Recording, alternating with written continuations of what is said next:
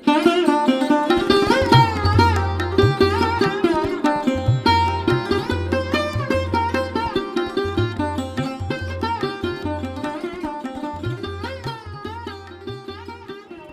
বন্ধুরা, আগের ভিডিওতে পড়াশোনাতে কী করে উঠলাম, কোথা দিয়ে কিভাবে, তা সেই পর্যন্ত দেখাতে পেরেছি। তা এখন নামার পালা। তা নামার জন্য সিদ্ধান্ত নিয়েছি যে রাস্তা দিয়ে আমরা উঠেছি সেই রাস্তা দিয়ে নামবো না, তাহলে নতুন কিছু এক্সপিরিয়েন্স হবে না। সেই জন্য যে রাস্তা দিয়ে উঠেছি সেই রাস্তার বদলে অন্য রাস্তা দিয়ে নামবো। তা সেই রাস্তাটা আমাদের সামনের বাঁ দিকে একটা, ডান দিকে একটা চলে গেছে। তা বাঁ দিক দিয়ে আমরা এসেছি সাধারণত, সেই জন্য আমরা ডান দিক দিয়ে নামবো। তা নতুন কিছু এক্সপ্লোর করতে পারবো। তা চলো ডান দিকের রাস্তা দিয়ে এগিয়ে যাই। আর এখানে কিছু এখানকার লোকাল যে গার্ড আছে, সিকিউরিটি, ওনার কাছে জেনে নিই যে এই রাস্তাটা নামা আমাদের জন্য ঠিক হবে কি না। रास्ता हम लोग जा सकते हैं क्या? हमको मधुबन जाना है। एक ही यही रास्ता है वो, इधर से हाँ जल मंदिर देख के जाना है। हाँ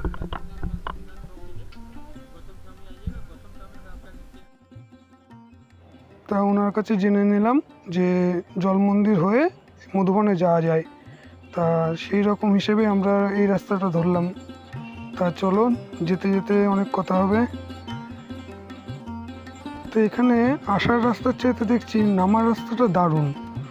মানে 1 কিলোমিটার মতন আসার পরে এত সুন্দর পরিবেশ পাচ্ছি যে পুরো মেঘ, মাঝে মধ্যেই মেঘ চলে আসছে, শরীরে এসে মেঘ টাচ করছে, দারুণ লাগছে। তা মানে সত্যি মানে আমরা খুব ভালো ডিসিশন নিয়েছি যে নামার জন্য এই শীতল নালার যে রাস্তা, এই রাস্তা দিয়ে নাম। তা যাই বলো বন্ধুরা, মানে এত কম সময়ে, এত কম বাজেটে এত সুন্দর জায়গা এক্সপ্লোর করব ভাবতে পারিনি। তা এর জন্য বিদ্যুৎকে অনেক অনেক ধন্যবাদ যে এত সুন্দর একটা প্ল্যান করার জন্য। তা ও খুব খুশি, আমরা তো খুবই খুশি যে এরকম একটা সুন্দর জায়গা এত কম বাজেটে আমরা ঘুরে যেতে পারলাম।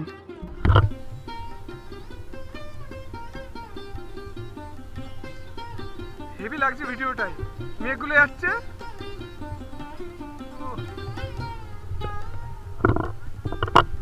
হাই এ বৌদি আসছে।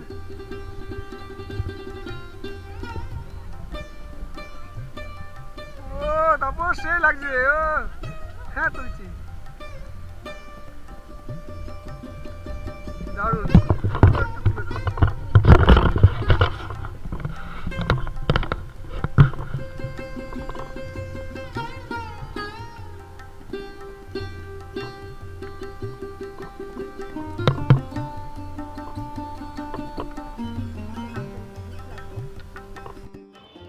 যতই সামনের দিকে এগোচ্ছি ততই যেন সুন্দর থেকে সুন্দর হয়ে উঠছে প্রকৃতি। এত সুন্দর প্রকৃতি ছেড়ে যেতে ইচ্ছে করছে না, কিন্তু কিছু করার নেই, যেতে তো হবেই। আর এখানে কোনো থাকার ব্যবস্থাও নেই যে যদি ভাবি যে 1 রাত্রের জন্য এখানে স্টে করে যাব, সেরকম কোনো ব্যবস্থা নেই। কারণ এটা জৈনদের মানে ধর্মস্থান আর ওদের উপাসনাস্থল।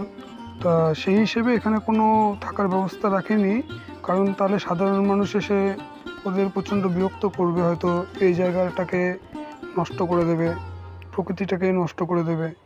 যাই হোক, খুব ভালো কাজ এটা একটা। হ্যাঁ, এতে মানুষ দিনের দিন আসছে, দিনের দিন চলে যাচ্ছে, তাতে জায়গাটা পরিষ্কার পরিচ্ছন্ন থাকছে। তো চলতে চলতে এমন মনে হচ্ছে যেন আমরা ধীরে ধীরে স্বর্গের দিকে অগ্রসর হচ্ছি। এত সুন্দর, সামনে যে রাস্তা আছে বোঝাই যাচ্ছে না, পুরো মেঘে ঢাকা। তা এত সুন্দর রাস্তা আর কবে মানে দেখতে পাবো জানি না। তা চলো সামনের দিকে এগোতে থাকি।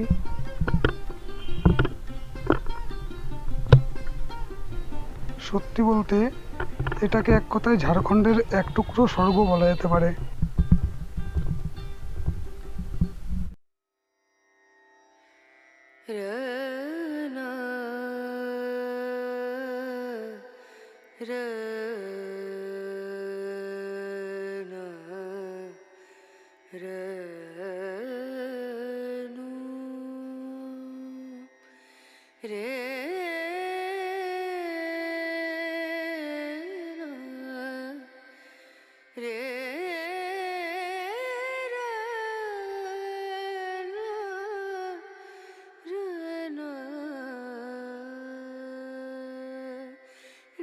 नजरिया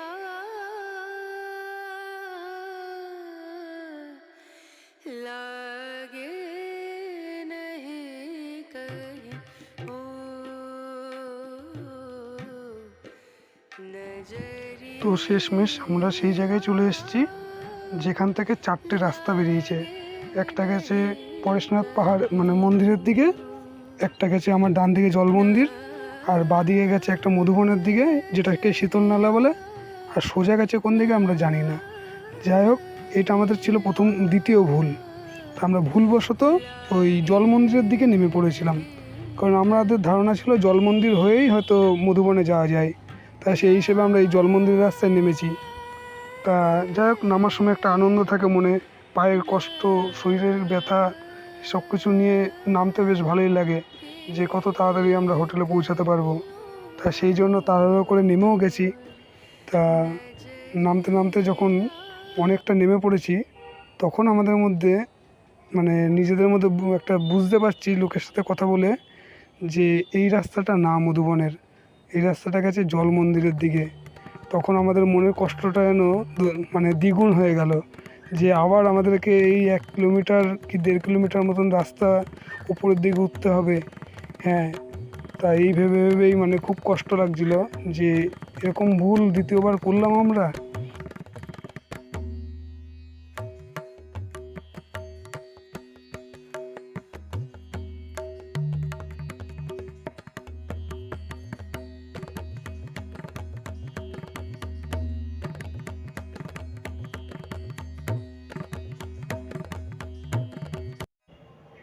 অনেক কষ্ট করে 1 থেকে 1.5 ঘন্টা পর ট্রেকিং করে উঠে সেই জায়গায় পৌঁছালাম যেখানে ভুল ছিল। আর আমাদের ভুলটা ছিল এই ডিরেকশনটা দেখতে। আমরা যদি ডিরেকশনটা তখন দেখতাম যে কোনটা কোন দিকে, তাহলে আমাদের এই সমস্যাটা হতো না। তা যাই হোক, এখন আশা করি আর ভুল হবে না। তো এখান থেকে আমরা নিচে নামার জন্য প্রস্তুতি নিই।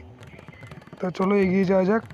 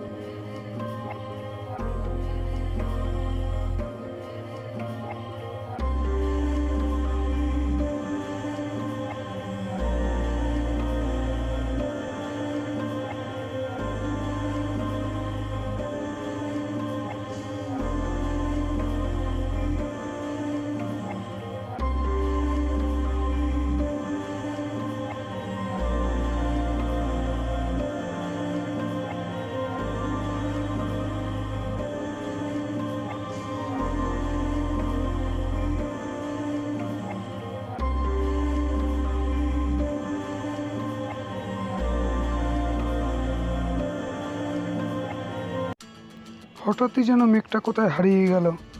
এতক্ষণ দিব্যি আমাদের পায়ের নিচে মেঘ ছিল, সেখানে এখন আবার সেই মাথার উপরে চলে আসলো। তা এই মেঘটাকে ছেড়ে আসতে খুব কষ্ট লাগছিল, যদিও জায়গাটাকে ছেড়ে যেতে হাজার কষ্ট হলেও ছেড়ে তো যেতে হবেই, কারণ বাড়িতে পৌঁছাতে তো হবেই। তা সেই জন্য চলো আমরা এগিয়ে যাই। তা সামনে ঈশান আর পারছে না, ঈশানকে বিদ্যুৎ কোলে তুলে নিল। দেখা যাক বিদ্যুৎ কতটা পারে, তারপরে তো আমরা আছি। কারণ ঈশানের অলরেডি অবস্থা খারাপ হয়ে গেছে হেঁটে হেঁটে। তা ও যথেষ্ট মানে বাচ্চা হিসেবে অনেকটাই করেছে। তা চলো সামনের দিকে নেমে যাই।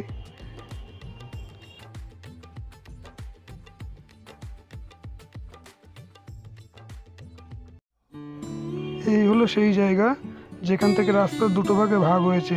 তা আমরা ডান দিকের রাস্তা দিয়ে উঠেছি আর বাঁদিকের রাস্তা দিয়ে নেমেছি। এই বাঁদিকের রাস্তাটাকে বলা হয় শীতল নালার রাস্তা, তো যেখান দিয়ে আমরা নেমেছি, আর ডান দিকের রাস্তা দিয়ে আমরা উঠে গেছি।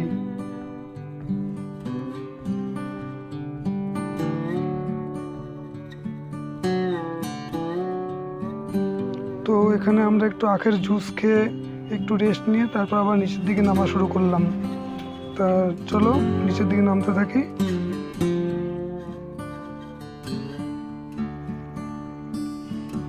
তো এই সম্পূর্ণ যাত্রায় আমি ফার্স্ট, বৌদি সেকেন্ড, আর তৃতীয় তারা সিতারা আসছে। এখন দেখে নাও এদের অবস্থা খুবই খারাপ। তো এই হলো আমাদের হোটেলের সামনেটা। ওই সামনে যে নীল কালারের বিল্ডিং আছে তার উল্টো দিকের রাস্তায় জৈন ভবন। তা এই জৈন ভবনে আমাদের রুম ভাড়া পড়েছে 450 টাকা করে। তা ওই রাস্তায় ঢুকলে উল্টো দিকে এই হোটেলটা পড়বে। তা এই জৈন ভবনের ভেতরটা মানে বাইক রাখার জন্য সুন্দর ব্যবস্থা আছে। তা তোমরা দেখে নাও। এই হলো জৈন ভবনের মানে নিচে দোকান আছে যেখান থেকে আমরা সব কিছু কিনছিলাম খাবার টাবার। আর এই ভেতরে বাইক রেখেছিলাম রাতে। পার্কিংয়ের ব্যবস্থা আছে, আমরা এখানে গাড়ি রেখেছি। এই গাড়ি পার্কিংয়ের ব্যবস্থা আছে এখানে।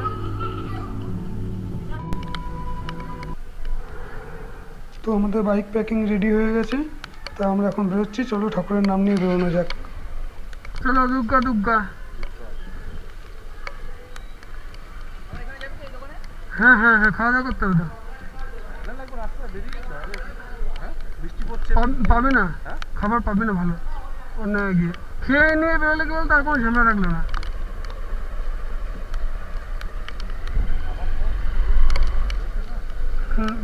একবার খেয়ে নিলে কি বলতো, আর কোনো ঝামেলা থাকলো না।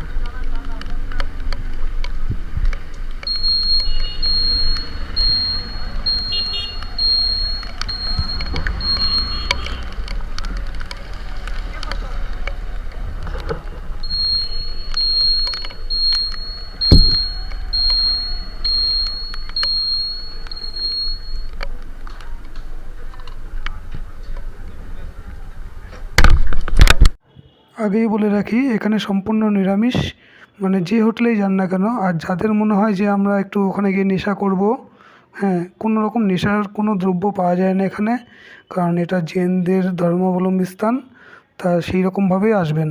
তা আমরা এখান থেকে অর্ডার করেছি এই আলু পরোটা, সেটাই খাওয়া দাওয়া করে বেরোলাম।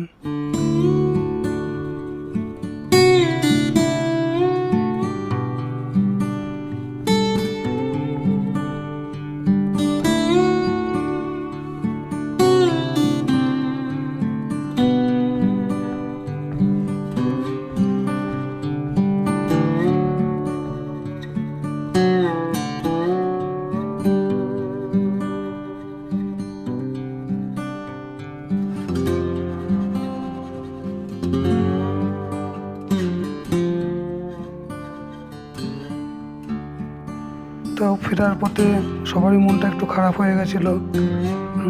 তার মধ্যে একজন মানে লোকের সাথে মানে অভদ্র লোকের সাথে একটু কথা কাটাকাটি হয়ে গেছিলো, সেই জন্য সবার মনটা আর একটু খারাপ ছিল।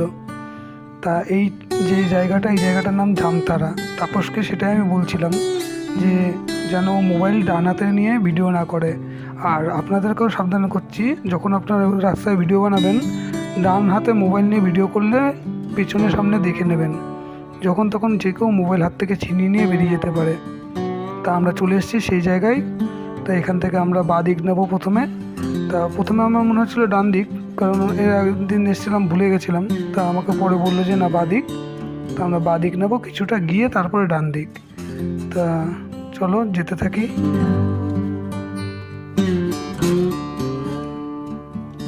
তো এই সামনে গিয়ে ডান হাতে আমরা এখন ঢুকে পড়বো। আর ডান হাতে কিছুটা গেলেই হাই রোড। তো হাইওয়ে থেকে বাঁদিকে গেলে আমাদের দুর্গাপুর, বর্ধমান। তো চলো এগিয়ে যাওয়া যাক। আর হাইওয়েতে ওঠার পরে যে মানে রাস্তার দু সাইডে যে সিনারিগুলো, সেগুলো দেখুন, উপভোগ করুন। আশা করি ভালো লাগবে, কারণ সুন্দর পাহাড়, মেঘে ঢাকা পাহাড়, দারুণ লাগবে। আর পুরো রাস্তাটাই আমরা বৃষ্টি পাচ্ছি, সেই জন্য মানে সেই রকমভাবে ভিডিও বানাতে পারছি না, খুব অসুবিধা হচ্ছে। তার মধ্যেও যেটুকুনি পারলাম ভিডিও করে রাখলাম আপনাদেরকে দেখাবো বলে। না, বৃষ্টিটা যদি না হতো তাহলে হয়তো অনেক সুন্দর ভিডিও দেখাতে পারতাম। কারণ এই পাহাড়ের মাথায় মেঘ এত সুন্দর, মানে মনে হয় ঝাড়খণ্ডেই দেখতে পাওয়া যায় বেশি, তাও আবার এরকম হাই রোডের পাশে। তো চলো সামনের দিকে গেলে দেখতে পাবে কত সুন্দর সিনারিটা। তো দেখুন, সাথে উপভোগও করুন।